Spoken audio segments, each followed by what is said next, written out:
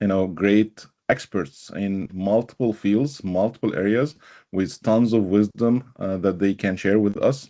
So I'm gonna again introduce myself first. My name is Ahmed Khalil. I'm an IT professional and a career coach, and I own my own company, FutureCareer.net. I help people land jobs in US and Canada through my coaching structure. But this is not why I'm doing this call. To be honest, this call started as an initiative since I've been a new entrepreneur. I'm new in this space. I've been learning a lot. I'm been an employee most of my life with Microsoft, with Indeed, with Cisco, with big corporations that taught me a lot, but definitely not enough for me to grow my business. So that's where this community started, and it's more of sharing, collaboration, insights. There is no sales in this call. We are not trying to pitch anything here. We're trying to make this as learning forum for everybody to grow from everybody's wisdom, and that's what I'm trying to do here. So I bring professional speakers, founders from different industries, from different skill set, to share what's working for them, and we can all grow with them and get to network as well. So I highly encourage you guys to network with the speakers, with everybody else in this call.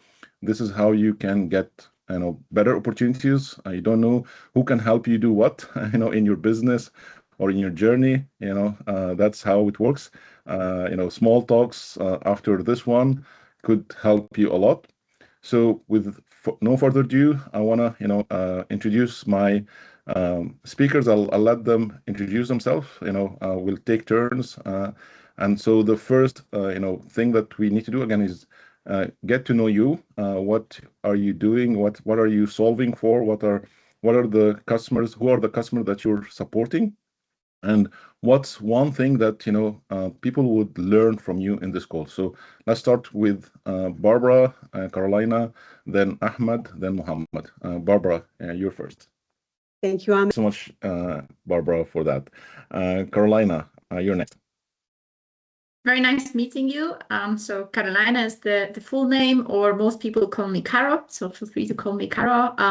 Originally born and raised in Poland, and my background actually comes from top management consulting. Have been 12.5 years at McKinsey and Company, 6.5 as a partner and part of the global leadership team for technology, media, and telecom, and have worked with businesses in more than 60 countries. And have seen the same thing over and over again, that small and medium-sized businesses make more than 50% of the GDP, but don't have access to the top expertise. So 2 years ago, actually more or less exactly at the same time that we are now, I decided to leave McKinsey to build my own business, and that's QCox, with the vision to provide the same access and level playing field, so that every business, even the smallest, has the same access to top management consulting for an affordable subscription fee, from idea to impact. And that's basically the idea. What are the topics that are top of my mind? A lot is growth. So this is something I've done tons of in my previous life, but also in the current life. That's also something that we have seen. We have done a large market research with more than 1,200 businesses, and the growth has been top of mind. So growth next to customer experience and next to product innovation. And that's also something I'm excited about to speak. So how do you actually grow in the different stages, in the different industries, and extremely happy to share my own experiences. So experiences in growth, building a business, but also what I have seen. So looking forward to the discussion and looking forward to the questions, because these are the most important ones. Yeah. I love it. Thank you so much. Okay, Ahmed, you're next. Yes, thank you so much, firstly, for having me. And I'm very, very fortunate to hear your amazing intros, Barbara, Karolina. We're looking forward to hearing from you, Mohamed, as well, and just being very, very fortunate to be here today. Yeah, I'd say I'm born in Egypt. I have a very multicultural background. You could say I feel like I've lived a lot at a very young age. I'm 24 now, but born in Egypt, moved to South Africa, lived there for 6 years. I was also in the US for 7 years, and then I've been in Canada here for around 10 years now. But you could say for me, LinkedIn has been the gold mine for me. I've been very fortunate to start something as just building my personal brand and taking my dad's advice for it. I remember when I was 17 or 16, my dad was telling me, I want you should start posting on LinkedIn. You could learn a lot. You should start building your brand. And I remember, especially the Gen Z generation, we're like LinkedIn, like everybody's more knowledgeable, more experienced, all this good stuff. So I was actually very, very hesitant to take that step. And I remember we went back and forth for like almost 6 months. Then I started taking that step and just trusted my gut instinct. And you could say, I don't want to say the rest is history, but I was very fortunate to start, being invited to speaking discussions, podcasts. Just in a way, I think LinkedIn changed my life and my personal brand changed my life fully. And a couple of years actually after, I was actually my junior year in uni, and at the University of Waterloo. And actually, I would say I come from a middle class family. So I remember my dad overnight. I remember he told me, like, Ahmed, you're on your own. I can't support you anymore. Basically, my family went over $1 million in debt, and I remember, I was like, there's definitely no way that I'm dropping uni. Like, this is not an option. So I remember even working 108 hours per week for almost 3 years in a row, just to, especially because I'm an international student, I had to basically support myself, 25K a semester, almost 30 even, and especially I have a brother as well. So we were both in the same shoes. But that led to me, at the time I was still building my personal brand more as a solopreneur. And the goal was just to try to, make, the goal was like 5K per month, I remember. And that slowly started, shifting. And I even met my co-founder during LinkedIn. His name is Ahmed Khalil. My name is Ahmed Khalil. So you could say the AKs. And slowly after I graduated, he approached me. He told me, like, hey, like, I've seen you've been building your personal brand and you have your own solopreneur company.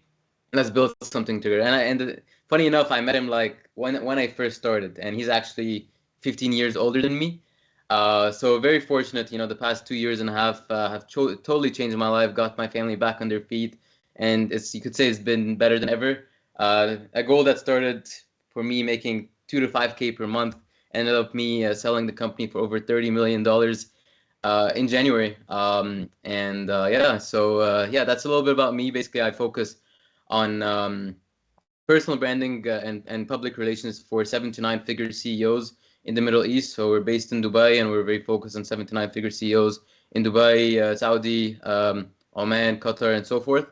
LinkedIn is the gold mine, and I always believe it's the best platform. So yeah, that's a little bit about me. I love it. Thank you so much, Ahmed. I'm very excited to hear more about, you, Barbara, and Carolina.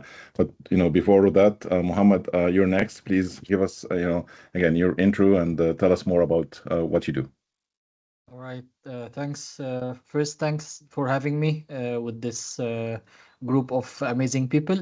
So basically, I'm coming from a technical background. I graduated 2004 from computer science. So since then, I've been building digital products. And out of this experience, almost around like 14 years being a product manager. So I'm building businesses and also helping others to build their products and manage their products in enterprises and also in small and medium companies. Right now, I'm the product lead in TEM. TEM is the platform in Abu Dhabi government, the capital of UAE, where every service that you deal with the government is in one platform. We have more than 1,000 services across more than 30 government entities. Leading the AI initiatives. I'm working in multiple AI initiatives, and that's my passion, building products that help people to deliver value more than anything else. And doing this for my own professional job as well as my own company on providing product consultation to companies to utilize the AI and their products to maximize the value that they have. Either it's like if you need to assess your products or helping in acquisitions, anything related to managing the products that you have, because I believe nowadays people are talking about AI and jobs are shrinking and merging together into one. But at some point, there should be someone to take a decision, to read the room, to interact with people, to understand their problems, their needs, and then utilize the AI to build the product with the help of engineers and the team. So I have my own point of view. I believe we will discuss this in detail during the session. But yeah, that's me. That's it. I love it. Again, tons of wisdom, tons of, excitement. I'm really, really excited to hear more about everybody's journey and everybody's wisdom. So again, we normally warm up with 2, 3 questions, and then we'll fire up more afterwards.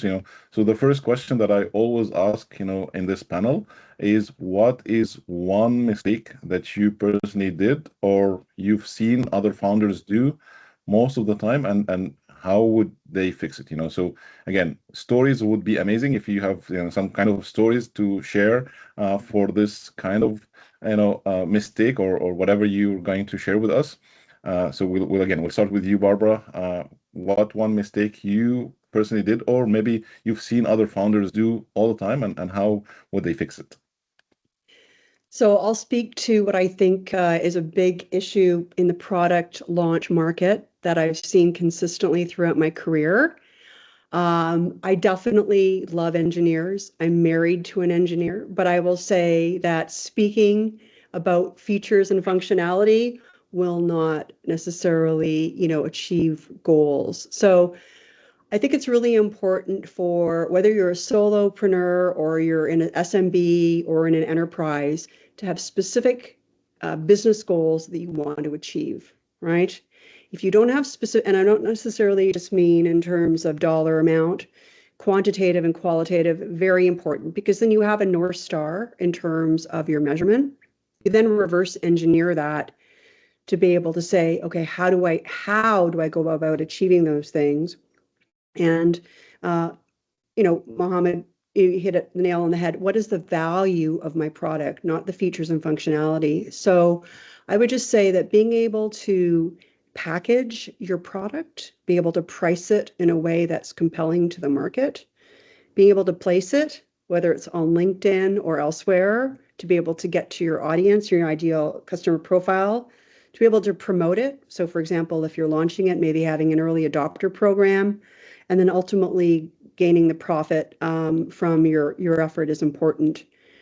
The mistake I see is, describing the product, using description as a way to position the product in the market, not differentiating it against, competitors. And you have to have competitors. I mean, it's a big market, the global market.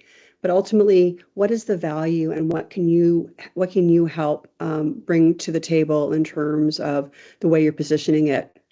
So I'm going to go back to the Wayback Machine, but we basically led the Citrix go-to-market around a product portfolio. Now platforms are the go-to in terms of multifunction, but we launched a multifunction platform back in the day, Citrix Workspace Suite. Now everything's a workspace. So we were leading how we packaged multiple complex enterprise technologies in a way that business users would be really, really excited about. So understand the value that you can bring to the users and reverse engineer around the 5 Ps that I've mentioned: packaging, pricing, placement, promotion, and ultimately profit if you're in the private sector.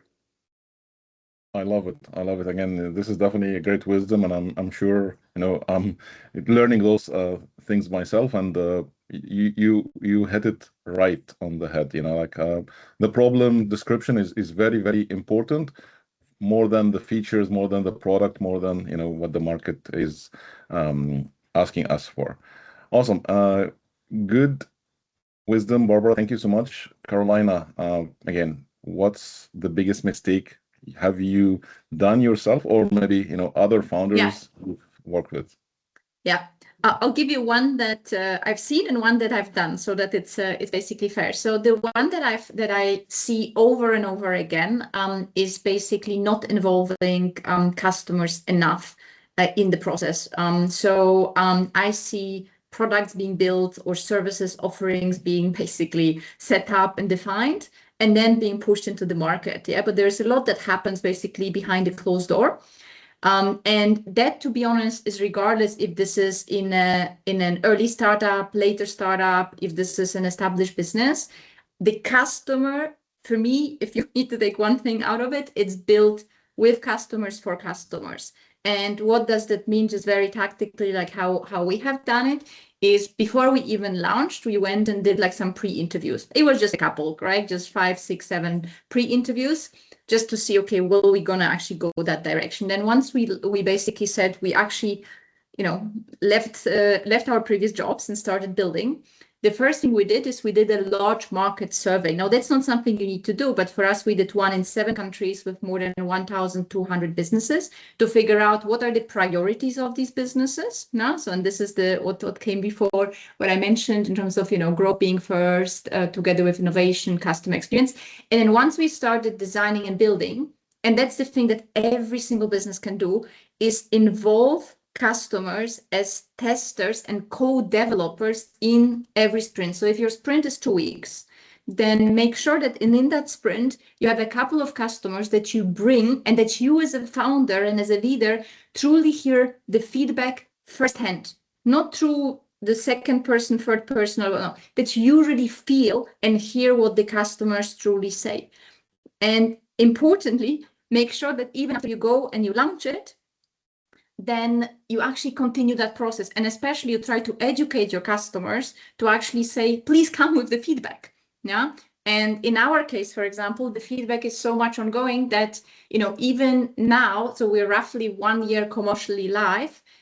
1st of July, we will be launching a new product with a new name and with a new also marketing campaign, because we've been building also all the time with customers, and certain things you can do up to the launch, in the small tests, correct? Like 1 hour speaking to someone, but certain things you only figure out after a couple of months working with customers, seeing it in the engine room, as I would call. So that's for me the one thing I would say as a mistake I keep on seeing over and over again.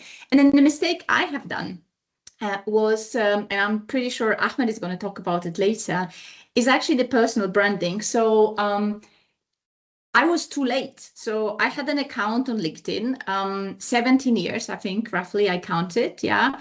And I've done, apart from a couple of, colleagues and networks that I had there, I've done nothing.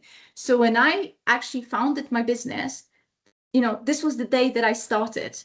And, starting building your own business and then building your own brand, it does take quite a lot of effort. So, and you need to think about that roughly a bit more than 40%, 44% of the company's value is directly attributed to the CEO's reputation.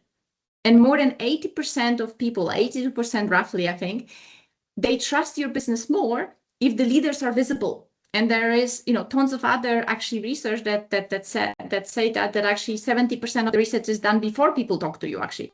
So do go out and invest in your own brand, because this is so valuable and there's so much great things that come out of it. Ahmed shared already a couple. For us, this is my personal brand is one of the top channels for us as a business, and also, both for customers, but for potential partners, and also for potential employees. So just be yourself and basically find your unique voice. That would be the one that I have made, and I started too late. I love it. Thank you so much. Thank you so much, Karolina. Great wisdom too. Ahmed, you're next. Let's do it. Well, I think Barbara and Karolina, you guys said it perfectly. I think early on when I first started actually this whole personal branding, just offering certain packages, I remember going to like an established, basically a person that had like I think over 300,000 followers with his personal brand, and I tried to like in a way mimic his own package or offer to my own way. And because I've been on like LinkedIn for a while, I was like, you know what, like this is what's working. Let's try to use it for and try to tailor it for clients and stuff.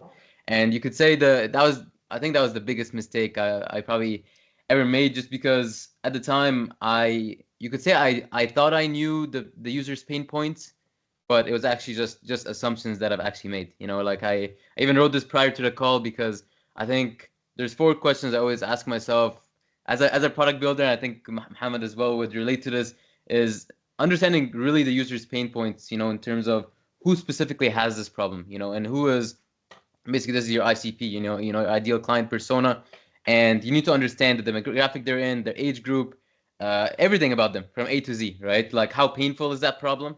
You know, what are they doing today instead? Okay, like, you know, what's their workflow right now, you know, from A to Z, and why would they switch? You know, why would they switch from the super established, let's say, influencer that has a personal brand or creator to, let's say, my own offer or package and so forth. So I remember taking that approach, and after I massively failed, I actually started working, and I'm a big believer in this always, because I feel like a lot of solopreneurs, entrepreneurs, when we start, we're like, we want automatic, you could say, profit or money, you know, that just to, you know, feel that success right away. But I think once I did that mistake, I actually took 3 to 4 months just to, like, you could say I ran like a pilot program. I actually did massive outreach on LinkedIn to a bunch of established businesses. And I told them, hey, like, this is what I offer. I'm willing to work for you for free for the next 3 to 4 months. Just to understand more about your business, more about your industry, more about your niche, more about the clients that you have and the CEOs that you have. And I just want to use it as a testimonial if there's success, right? And I think that was actually the biggest reason for my success now. It's like actually building testimonials from these established brands, but more about it, it's instead of building with assumptions, it's actually, you know, building with validated user pains. So actually every single day I always ask questions. I never shy away from questions, and since a very young age I've always been a big believer that, you know, it's very important to work smart and hard. And what I mean by working smart in this case, if something or someone can help you reach step 100 in the same duration of time you would have reached step 10, then that's working smart, right? So literally, I use those 4 months working with these established businesses just to ask them questions. What are your pains? And like digging deep into each one, right? Not just surface level, but actually digging deep. And I think nowadays, I think definitely AI, Claude, ChatGPT, there's a lot of prototyping you can do with vibe coding, all this good stuff. You can prompt it and it will tell you some pain points. But I think that's also a mistake I made with AI. Like, I think I'm pretty well established with AI nowadays, but I think your critical thinking is the most important, right? Like, as they always say, you know, when you add more context to it, the better the output will be. And that output will, sorry, that context will come from these calls that you have with the, as Karolina said, the customer interviews that you do, the pain points that you actually dig deep and actually understand, the surveys that you do, the actual data, the metrics, right, that you have. So I think that's very important. On a more personal level, I think initially when I started my business, I come from an entrepreneurial family, but also I remember I was like, you know what, like, I want to protect my margins, I want to protect my profit, kind of thing. So I was like, let me hire, not from Canada or the US, I was like, let me hire more from, let's say from Egypt, right? Because it's a little cheaper, you could say. But the mistake wasn't from the location. I think we have, as founders, we have selfish expectations in terms of like just the hiring, firing, and so forth. Because I remember I kept on hiring someone at a very low cost, but for Egypt it seemed like a big cost. But I think I hate firing, and it's the worst thing ever. But at the same time, they weren't like meeting the expectations, so you know, it was better to protect the cost. But I think we have very selfish expectations in terms of expecting that your employees will work as hard as the founder. I think that's, you know, it's a big stigma. It will never happen, right? Like, my bigger why, like I mentioned in the beginning, was my story. You know, I wanted to get my family back on their feet. They gave me everything, so I was like, you know, I'm gonna be working 24/7, whatever it takes, right? Do we expect that from the employees or the team? No, whether doesn't matter if they're family, how close you are to them, how much they love the company. But I think the bigger piece is like actually understanding the expectations of these employees. Put yourself in their position, right? I know a lot of founders say sometimes like that they hate the corporate, they want to build something on their own, and it's a belief sometimes I have, you know, like you know, still 24, but I always believe there's this constraint in corporate, but at the same time, when you're building a startup, you're in a way building a corporate, right? So I think it's very important to understand from your team, you know, what certain expectations they expect from you or just the company in general. Like, how can we make sure they're recognized? How can we make sure that the work that they're working on is impactful? How can we make sure that they're compensated, in a rightful way, that they feel, they're compensated enough and they're happy with it, right? I think the more envisioned the team is, the better the output will be. And I would say the people generally is actually what led me to an exit a couple of months ago. It wasn't just me. It was actually, instead of just hiring someone that's, let's say, cheap labor or like protecting my profit, I remember going in debt in my first few months in business, just because I wanted to hire better people than what I am in that specific let's say function, right? So definitely there's been lots of learnings, but I think people are fundamentally the most important piece, and of course solving the right user pain.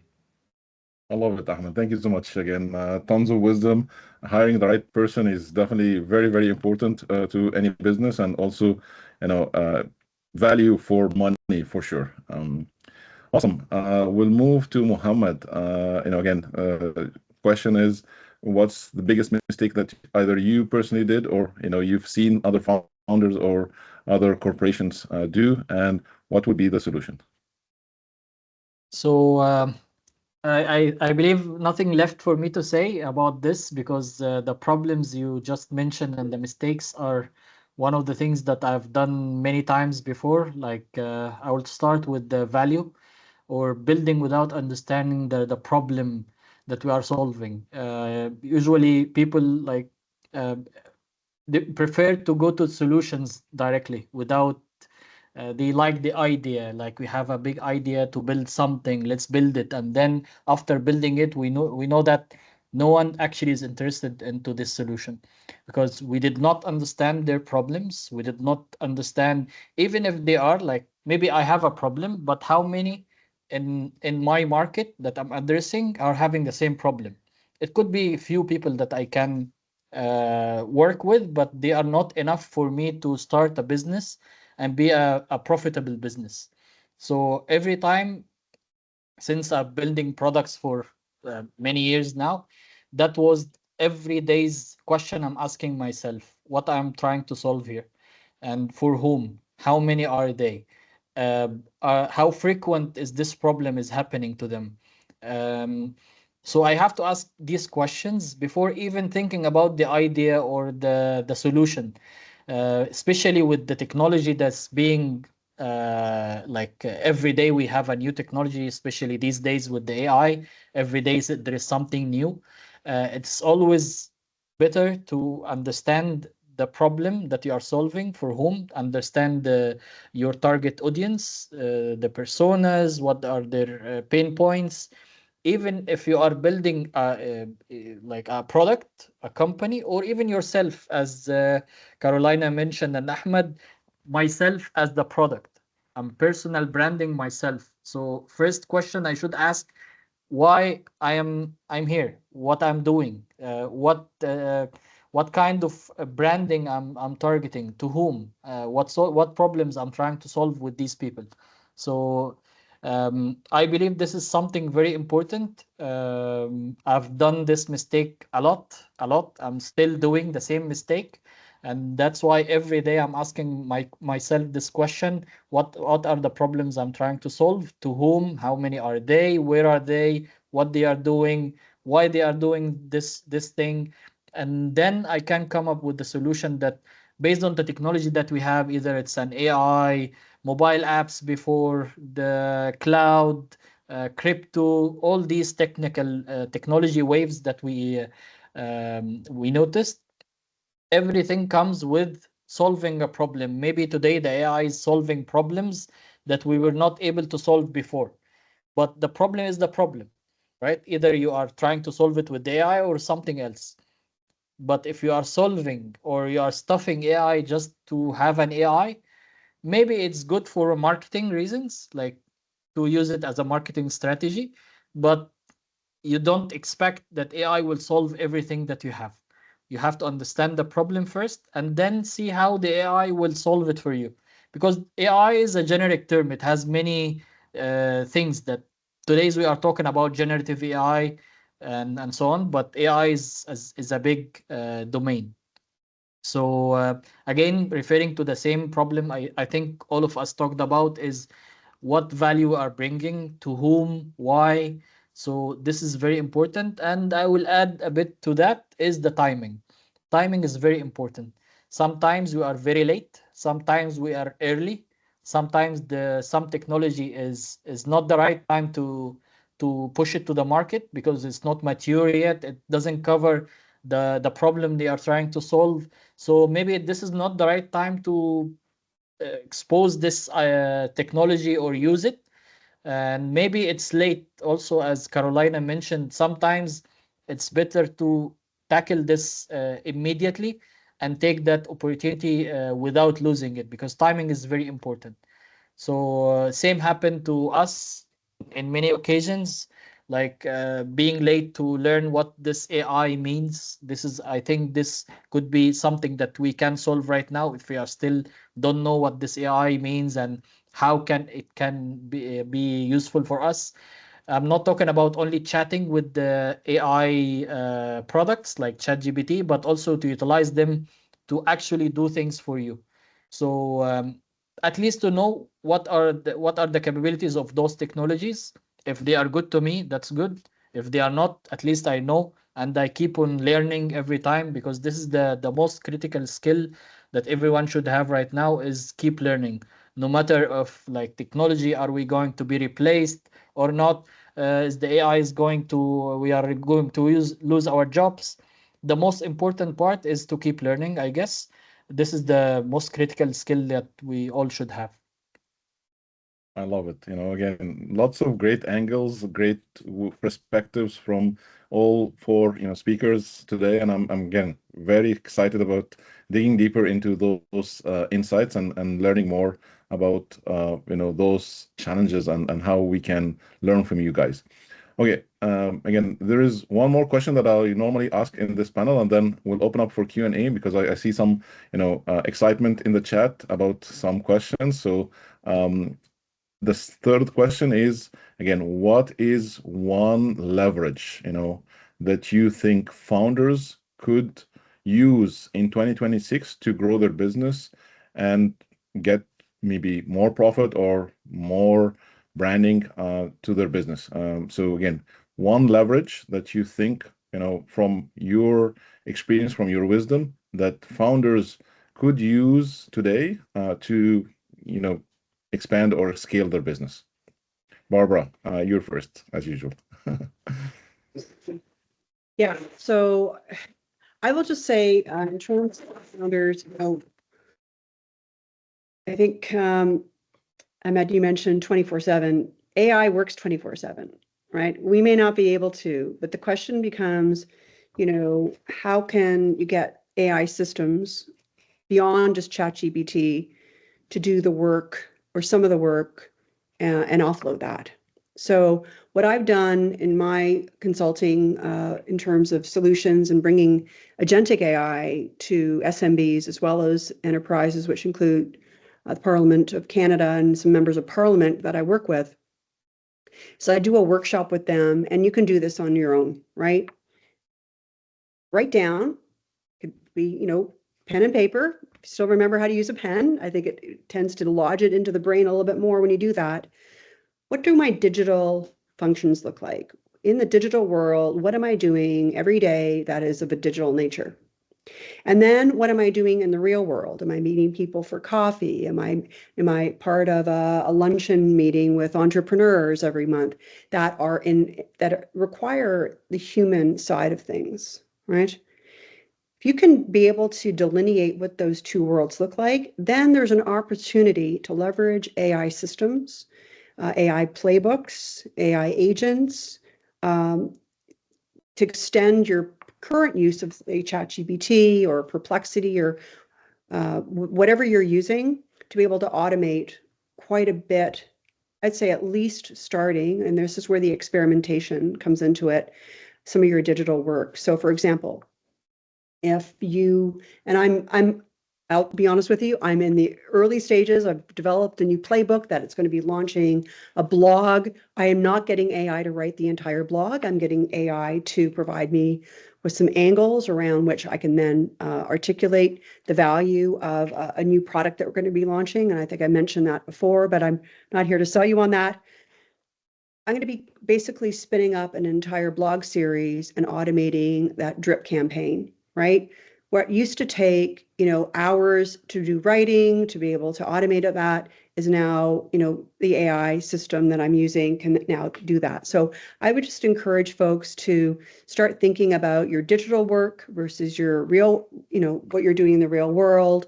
And then at that point, you're able to leverage the AI systems to really start experimenting. Somebody mentioned about asking a lot of questions. I think questions are very important. I mean, entrepreneurs by our very nature, we're curious and we want to ask questions and we want to be able to I'm a problem solver. Honestly, some of the biggest products out there don't solve any problems.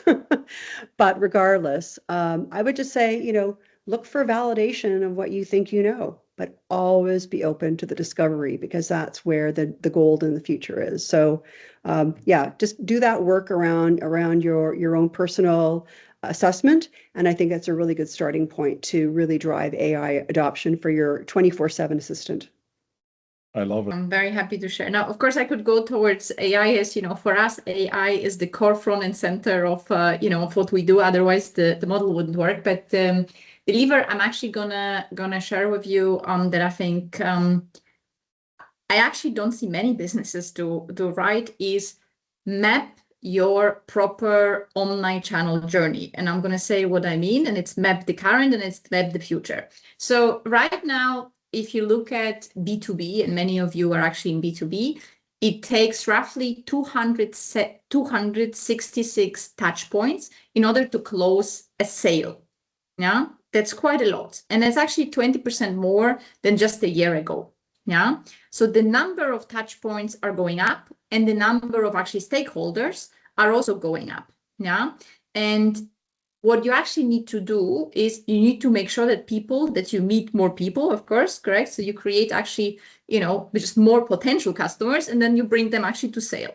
Now, what happens is that the vast majority of the deals, again, I like numbers as you realize, it's almost 90% get stuck in the middle.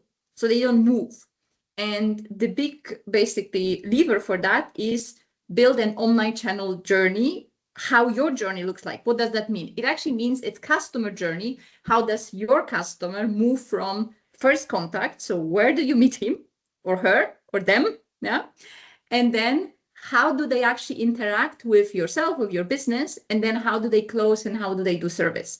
It's imagine almost like a very simple sheet of paper where you basically say, on the one hand side, you put the stages, so your top of funnel, so creating awareness, your first contact, your middle of funnel, which is basically the engagement of the customer, bottom of funnel when the customer actually closes the deal, and then the service. And then across each of the stages, you ask yourself the question, what are the key questions that the customer actually needs to have asked in order to actually select you? And importantly, these are not just business questions.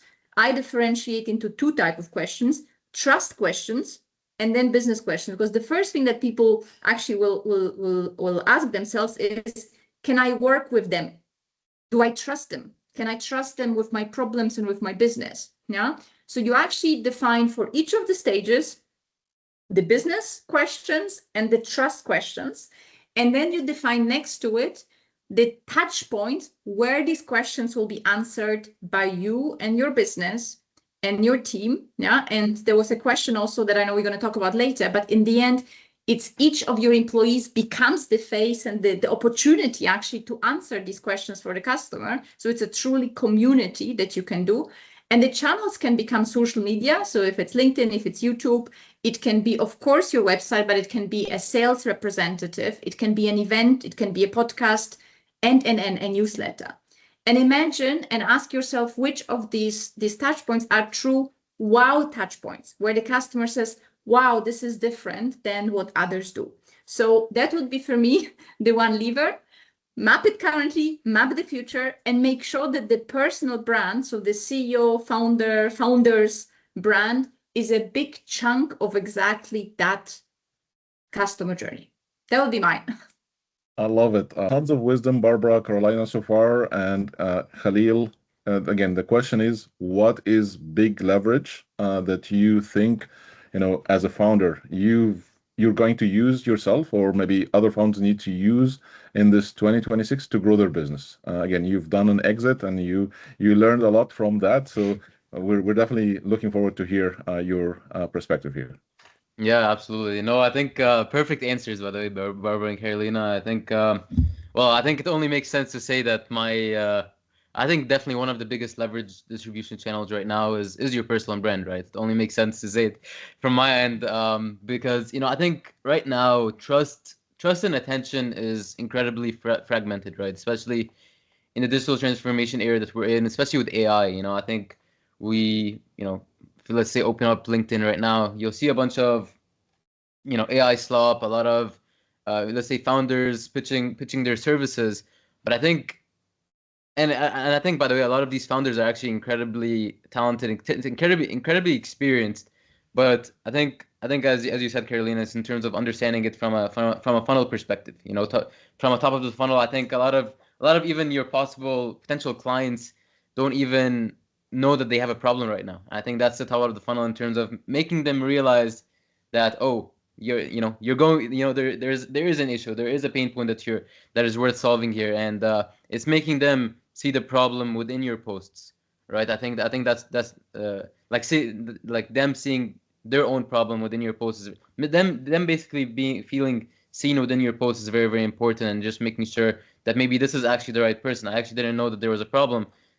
What's the solution behind it right now, right? I think I always go through, I'm always like looking at TikTok and Reels, and I'm like, oh, like I've been playing a lot of paddle recently. This is a little side note, but for instance, I thought my forehand was absolutely perfect. I scored a lot of points with it. It's very fast, all this good stuff. Then I watched actually a video of like a professional that is saying like, hey, you shouldn't do it this way. This was the exact way I was doing it, right?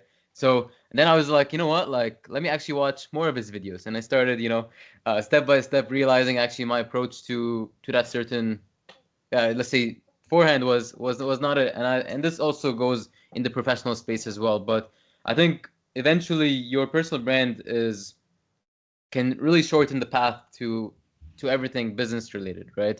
If you go through that full funnel, can shorten the path to, instead of spending any money on ads, it can lower that acquisition value as much as possible. I remember when I first started the business, I used to spend a lot of money on meta ads, and it made a lot of money, but it also, I think, it took like 60% of the margins at least. And then from the recent success, I was like, you know what, like I'm not gonna use meta ads anymore. I'm just gonna fully focus as LinkedIn as my distribution channel. And I think you touched on this, Carolina, in terms of the EGC. EGC is basically employee generated content. So how can I get my co-founder, my team, to also post regarding this problem? How can we make these 7 to 9 figure CEOs feel seen through our content, and through them feeling seen, we'll also kind of basically give them a glimpse of our services, right? Because at the end of the day, how it usually goes, LinkedIn is, let's say, is a it's like a triangle, right? So basically, you have first angle is your landing page, which is your profile, right? Like I think a big mistake founders make in their profile is they try to, flesh out all of their credibility, all of their experience, all of where all the things that they've been featured in. But I think they make a mistake in terms of telling the user that just landed on their landing page, what do they exactly do? What as a founder, what do I exactly do in less than 10 words? How can you prioritize and optimize this, right?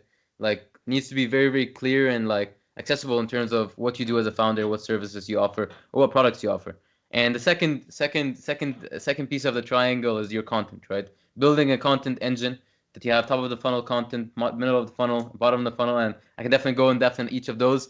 And then I think nowadays, especially with AI and digital transformation era, outreach is the third pillar, and that's the most important pillar. I think content alone doesn't get you business. I think yes, it can definitely warm up clients. It can definitely get people to send you an inbound and all this good stuff.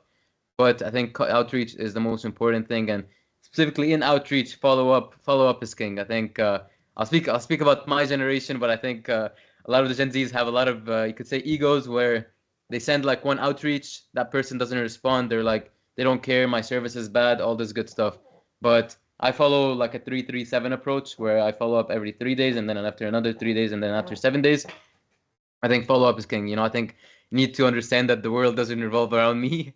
It's very important, and people get busy, right? So I think it's always important to show that care. But yeah, fundamentally and ultimately, I think your personal brand can do wonders. But again, it goes back to, I think, first question you asked, Ahmed, where it's how can you showcase the user's pain points through in your content instead of pitch slapping people right away, like I have the best service, I do this. No, at the end of the day, you know, build your personal brand and position yourself as the go-to in your niche and industry. But in order to do that, it's not going to be ChatGPT doing the work. Of course, you can use AI to write your content, all this good stuff, no worries at all. But how can you humanize that segment? But I think it's all about adding that context in terms of really understanding the user's pain points. You know, have these customer interviews, use those as leverage and input them and blend them in your content, right? So I can go on a big tangent about LinkedIn and like building your personal brand. So I'll stop here. No, this is again Just one more thing to what my colleagues like mentioned. Basically, and Carolina maybe will like that, is data. So the more you collect data, the better decisions you would take.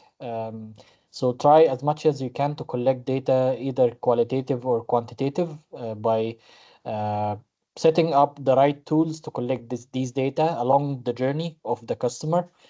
So you can spot where the problems are, and then figure out through maybe research or more discovery to understand why this spike is happening or this drop is happening. So the more data you'd collect, the better decisions you would take, and less assumptions, which is majority of us failing. We are assuming that when we build this product or we're offering the service, this is going to make everyone happy and so on. So, but those are all assumptions unless you launch that product or that service and then realize that it's not the same as you imagined initially. So collecting data, qualitative or quantitative, through tools, through interviews, through observation of what is happening in the field. So this is adds to like limit the number of assumptions you have, validate those assumptions with real data instead of just your own opinions. And also it will drive, if you are working in a big company, this is usually where we can strive to avoid any personal opinions and debates about, like, is this the good idea to do, or should we go this way or that way? Instead of arguing and debating on something, data is a fact, like no one can argue about. But bear in mind, just consider collecting the right data and make the data clean, to avoid taking any wrong decisions as well. And utilize, of course, the current AI tools to analyze data that we were not able to analyze before. This amount of data that we can collect, it's very hard for human to go through all the data and analyze them. So right now the AI can make it easy and analyze like big amount of data in very short time. So I think this is very important point to have, especially with even small companies and those who are just started or about to start. It's very important to collect as much data as possible to take decisions. For free. And so there was one question, if the service is quality, like when you're selling a Mercedes, would you give it for free? Like that's the question, like if it's a good thing. And there are other questions, so maybe we start there. I'm happy to start my own experience and maybe just 2 words on how we did it, and then I can say what I think was then good, because then it's just very tactical. So imagine what we built is, as mentioned before, like pocket consultant, correct? So digital pocket consultant, where you have top management consulting for everyone, but it's a mixture of technology. So of course it's a tech platform AI, but there are always experts, because it's a really hybrid model, correct? So it's a model where you have also access to top experts. Now this is a very complicated model, as you can imagine, to actually figure out. So at the very beginning, the way how we did it is we offered the very first group 3-month access to the platform and kind of working with us in return. And therefore it's not for free, because they were all there to actually do work. So they had to actually bring their problems. They had to bring time every 2 weeks, give us feedback, engage, and so on. And of course, if it has worked out, then it was very clear upfront that they will then hopefully become customers and become a reference, correct? And we basically staggered it. We said, first 3 months were for the people that started, kind of like somewhere 2024, there was nothing yet, no platform, nothing. Then in the beta phase, we did 2 months, and then we did 1 month, correct? And now actually our test trial is roughly 2 weeks. I think what has worked and what I would recommend still doing, and for example, we are, as I mentioned upfront, now starting with a new product in July, and we are actually also kind of recruiting almost for free, to your point. It's not for free, so people need to bring time. They need to be ready to actually provide a reference if it works good, and they need to be willing and ready to work with you after that period. And this is where we made, to be honest, a mistake. And I can say me personally, because we spend too much time with people. So at the very beginning, you will get a lot of people that want to test and give you feedback, correct? And many of them are never actually willing to pay for the service and to be your customer. So the super important thing that I'm doing now completely differently than in the first one is, how do you select that group? So it needs to be very much ICP, so very much your target group, but you need to have upfront that discussion with people that this is not just, for free, because some people will tell you, oh, I can just give you feedback, but this is not for me. This you basically directly sort out, because you need to have people that truly will engage. Yeah. So that's basically for me the one thing. So it's never for truly free. People just need to dedicate their time, their reference if it works, and then also be able to commit to actually work with you. We have gained quite a lot out of that. Again, selection is absolutely key of whom you're actually involving in that process. What you can do is you can also do it on a more like discounted basis, where you say, look, for the very first 2 months, 3 months, it's going to be a bit discounted. What's important is that this is not an existing product or service, because you mentioned services and you just offer them for lower price. That's not the point. So in our case, it was something that does not exist, because it was very much an AI platform, plus plus experts on top of that, and the sparring and so on. So we were actually innovating a completely new model. If you say there is a Mercedes in your case, and this Mercedes has been sold to many people already, and you want that same Mercedes to, just by yourself, I think that's a difficult model. So you need to actually truly show the innovation in the model and select the right people. Gotcha. That would be my basically experience, and also big learning, as I shared. Yeah. Thank you. Good. I love it.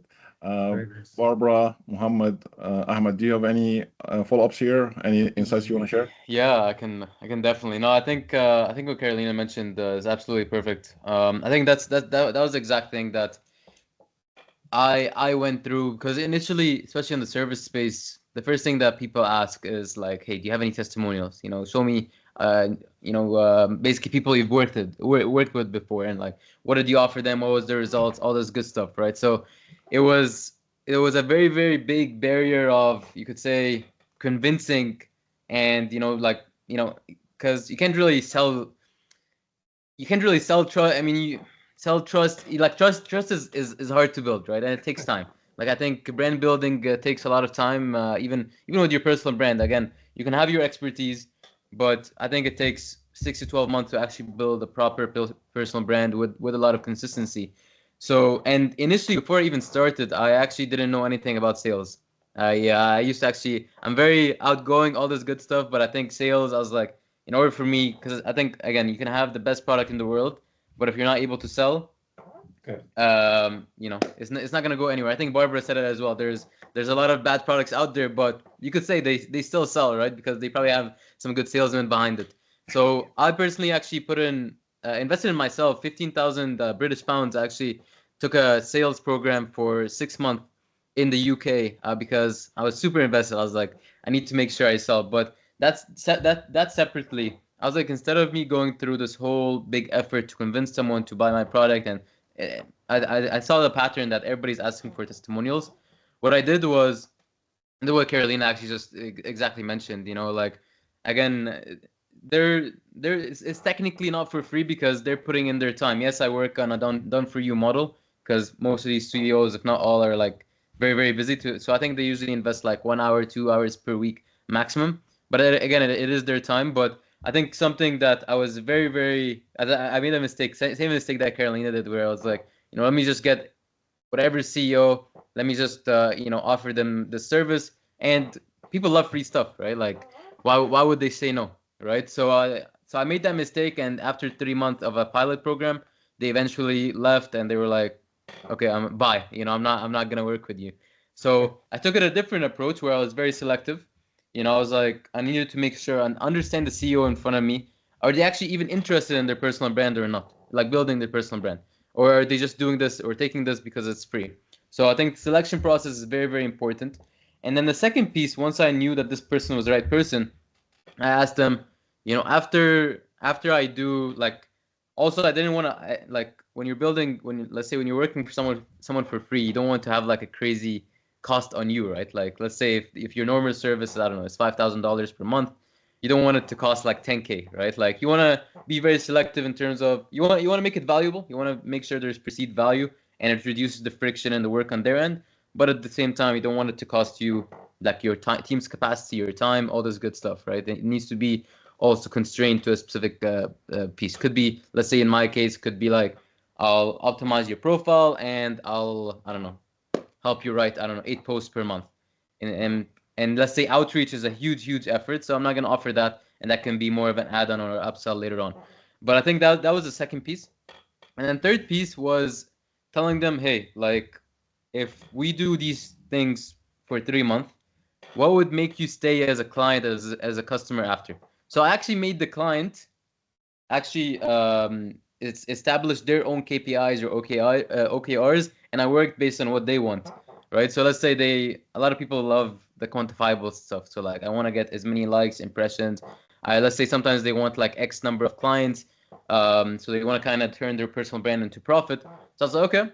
And basically I write, to be honest, I take the sometimes more formal approach, which is step 4 is like, you know, putting it actually in a contract and putting the OKRs, that the KPIs that they submitted, and making sure they sign on it, right? I mean, a signature might not make much sense, but I wanted to make sure it comes from them. And of course, there's a testimonial that comes into place. And sometimes I don't see it as a bad thing as well if they actually leave after 3 months, by the way. Especially if there's someone established and they have credibility and trust in the space, you can use that testimonial and get someone else. And that could be much more expensive or to get, right? Or possibly. So I think both approaches work, but I think you need to make sure it's constrained, and so it doesn't cut up your costs as well and your team's capacity, right? So that would be my answer. I love it. I love it. Thank you so much again, Ahmed and Karolina. Any other addition, Barbara, Mohamed, from your side? I will just say briefly, if somebody's asking you to work for free, they have no skin in the game. I would walk away. I would walk away, honestly. You know, trust is a superpower, and I'm in a position where I've established a lot of trust because people trust that I say it, I do it. And I know earlier in a career that might, you know, it's a bit of a chicken and egg, but I would just say if somebody's asking something for free of you, particularly in the service industry, because time is money, you might be able to rephrase it to say, you know, what is your budget to be able to achieve X, Y, Z, and maybe work with their budget. But if it's a business goal and they have an allocated budget to achieve that, then that's not somebody you want to work with, honestly. Everything needs a budget, a line item. And if you're thinking, oh, this would be a really great logo for to add to my website or to be able to leverage for future. Ask them, I bring value to the table here. My time is money. What kind of budget would you allocate to achieve X, Y, Z? And if they're like, no, we're just kicking tires, fail fast and move on. Great. I love it. Again, Mohamed, any other words on this? Yeah. Quick one. The famous answer from any product manager, it depends. So I think it depends. It depends on when, what is your current stage of the company. If you are just starting and you want to learn from real customers, maybe you would offer that for maybe one customer just for you to understand more about this business. It could be. Maybe you are an established business in a country and you are expanding to another country, so you maybe offer some free services to early adopters or in this new market. This would help. Maybe you have a product and you are offering this product as a trial version, maybe for a couple of days, and for people to understand the value that you are offering. And then after that, you start charging them, maybe for higher plans or to extend the service that you are offering. So again, it depends on your current situation about the company, what you are trying to achieve with offering these free services. But definitely, this should not be the strategy to move forward with, because if people are not paying, then there is no real value. This is my short answer. I love it. So, Asif, you had a crash course on your question, and tons of perspective. Yeah, Lots of I really love. Thank you so much. I think great answers. Is it my turn or you're giving other turn? I have would two love more to. questions. Yeah, I want to give others chance Yeah. to ask questions. So Julia, Maria, Ahmed, or anyone else, it's your turn, guys. We're here to help you with your challenges. This is what this community is all about. So if you want to unmute, tell us again a little bit about your business first, and then ask your question. Go ahead, Julia. Yeah, sure. Thank you. I appreciate that. Yeah, my question, I think, is more towards, at what point, because I'm a solopreneur, and so budget is very tight. I earn every dollar, probably very inefficiently. But I'm curious in terms of course, you all have teams. And so at what point did that start to make sense for you to do that? Or was that sort of, you had funding, you did it right away because you're smart and you know that it takes a team to build these things? I feel stuck right now. And so I'm curious as to what kinds of opportunities I might have to either partner or find people within my realm to be able to build this a whole lot quicker than I'm doing right now, right? Because it's every minute is excruciating. So I'm curious about, learning from your insights. Thank you. Do you want to give just a bit of context about your business, just for everybody to understand what you're offering? Yeah. Of course. Law of assumption. I assume everybody knows. I am a leadership coach. So I do training, I do workshops, really focused on that new and emerging leader, especially those that are coming from very much an individual contributor, have rocked that role, and now have been thrown into people leadership, which requires a whole other skill set. So really focused on helping form that mindset and helping businesses really think about their people a little bit differently.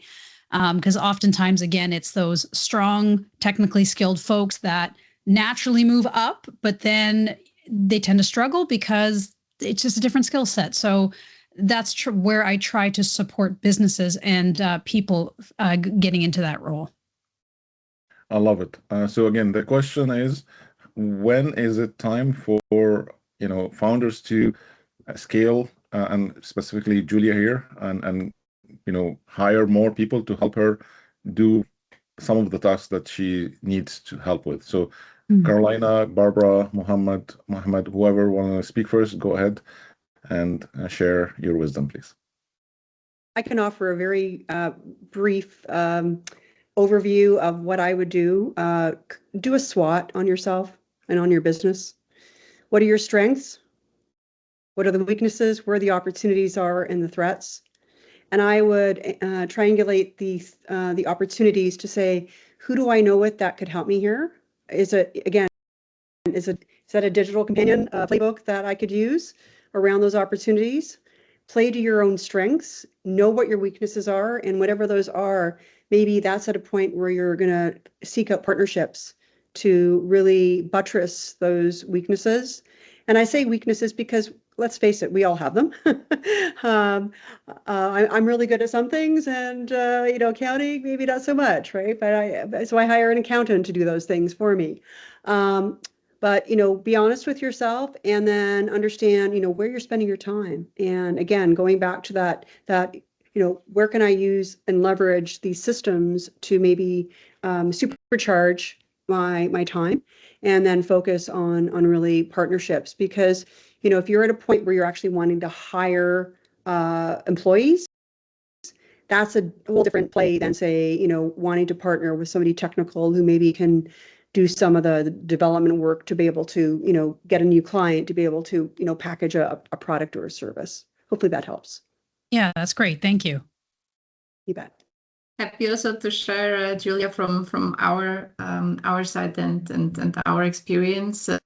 First of all, on your question on funding, so we're fully bootstrapped. We currently have 6 people, but are fully bootstrapped. We are building from zero ourselves. And I think the first thing is, not every business needs X number of employees. So I think for me, the first question would be, to step back more from the future and say, okay, what's the legacy that you want to actually leave behind? Correct? So I like what Andy Warhol once said. He said, the idea is not to live forever, but to actually create something that will. And that's at least the way how I sometimes think about my own business. So naturally, I'm creating something beyond myself. But there are, like we work with multiple solopreneurs as well as with businesses with hundreds of millions. And there are solopreneurs that want to build a business, and there are some that say, look, I want to be myself in the next 3 years because I want a different business. So I would actually look at that to say, fast forward in 2-3 years from now, first of all, and then say, what do I want to do? Correct? Do I want to have a scalable business where that leadership coaching is not just the time and the service, but it's a scalable product plus attached services, where there could be diagnostic, there could be a plan, there could be a concept, plus attached services that are the workshop that you're coming in. Then you need much more development, you need specific skills, and for that you will need you'll need people beyond yourself. Versus if you say, look, I actually want to be that senior executive coach, because that's what my fun, where I want to do. So I think that for me is the first thing to start with. And then the second is, I like what Barbara called it a SWOT. I called it a blind spot. Yeah. So, thinking about where you're strong and where not. So my personal observation, and I wrote about it also actually in one of my posts, when I see people move from corporate into entrepreneurship, for example, the 3 main things that come as a challenge is the personal brand, because they come from an existing established brand and they need to build a brand. Second is the go-to-market. So actually building your own marketing and sales, because often we're not in sales positions as we were in corporate. And then we move on and we are the sales department, correct? So, and the third one is actually the do and do more, and the execution and the pushing. So actually being clear on yourself if you are able to fulfill these, or if you need another person, to do that. I personally, I must say, I love building with other people. So I knew from the very beginning that, I need someone by my side that can be a co-founder or so. But you can build the same model at the beginning with partnerships. There are tools that help you extend it and so on. Awesome. No, thank you. Yeah, and definitely as an entrepreneur, I've learned more about sales and marketing than I thought I'd ever care for, quite frankly. Certainly see the value in it, but I appreciate all these insights, and you've definitely given me a lot to think about. And I think there is a lot of answers in being able to just step back and think, right? What are those products? What are those offerings? I do have a scalable product. How do I get that to clients that need it? And then, that's always my big gap there. So I appreciate this. And yeah, thank you. Lots to think about. Awesome. Ahmed, Mohamed, any thoughts about this too? Go ahead, Mohamed. I can add one more thing. The I think you may need to look at what you are doing currently and see what can be automated to uh, give you some more time to do more stuff. Because what I understood from your question is you are trying to scale your services that you are offering to be like more scalable with less effort and more offerings or more clients to work with. So I believe automation could help. I'm talking from my angle and my point of view that whatever is repetitive and especially with the AI right now, I think there are a lot that we can automate um, from sending emails, preparing reports, analyzing data. This would help save you a lot of time that you can better utilize your time in something to really put your value that you are adding. Yeah, much appreciated. Definitely, that's another area that either I'd like to find partnership on because I'm just afraid that the learning curve is just going to take away from my enjoyment of doing the things that I like, which is serving the clients. So, yes, always top of mind, and I appreciate that reminder. Thank you. Awesome. Ahmed, any other perspectives? To be honest, Mohammed stole my answer. So Amazing. yeah. Thank No, you all. sorry, I can add one small piece. I think scaling makes sense. Like expanding the team makes sense when you kind of identify like a repeatable bottleneck, right? Like I'll speak from my experience. It's where, like I mentioned it earlier, like I wasn't good at sales. Like I know what we offer is really, really good. Like basically our longest client has been there for almost 2 years. So I was like, but how can we get more of them? Because clearly he sees value. He's getting like crazy partnerships, getting a lot of like he's profiting even from his own personal brand times. I think it was like times 10 of what it was costing him to pay us as a service, right? So I think there is definitely value, right? So I think for me it made sense. Like once I had the prioritization clear and also the strategy in terms of actually, okay, we have the problem and opportunity validated. We have sustained demand. Like we understand what the current constraints are, and like I think also understanding that additional hires, you're getting them to unlock more output or speed. Because I think at the end of the day, like I know initially as well earlier I was speaking about like hiring, let's say, cheaper labor. But when I was hiring actually cheaper labor, I realized like I was actually spending much more time teaching them than actually moving the business, right? So that's where I was like, okay, like no, I actually need to hire the best of the best, even if it costs me times, I don't know, 4 times 5. But what is the amount of time that I'm actually spending with them? What is the ownership cost? What is the communication cost? Just making sure alignment cost, right? I think that also takes a lot of. I think there's a lot of people that they want to learn, they can learn, but are you hiring someone to teach them from scratch, which they should be an expert in, or can you, let's say, pay extra more to get someone else, right? So I think fundamentally just making sure once you have the opportunity validated and your offer validated and you have sustained demand, I think that's when it makes sense. Just so you can focus, let's say, on the sales side and getting more people, and then they can focus on actually delivering the value and the service possible. Or it could be the opposite, right? Maybe getting someone, let's say your weakness or your area of improvement or blind spot, as Karolina was saying, is sales. So maybe getting someone that can actually drive that growth and you focus on your expertise. So yeah. No, that's great. Yeah, no, and thank you for the delineation. Looking at it from that repeatable bottleneck standpoint, I think that's a great indicator. Thank you, everyone. This was